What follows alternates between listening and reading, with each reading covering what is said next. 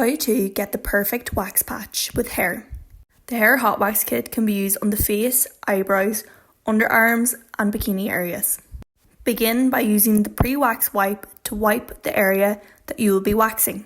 You will receive 2 different size spatulas. The larger spatula is for larger areas such as the underarms. Hold the end that says hair and hold it perpendicular to the area that you'll be waxing with the wax on the tip of the spatula.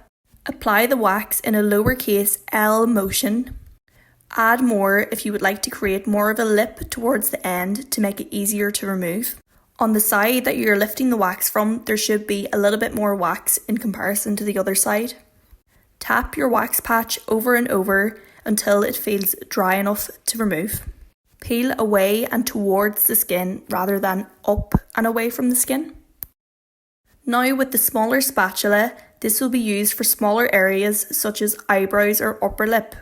For the eyebrow area, hold the end where it says hair. Again, repeat the previous steps for the bigger wax patch, but only smaller this time.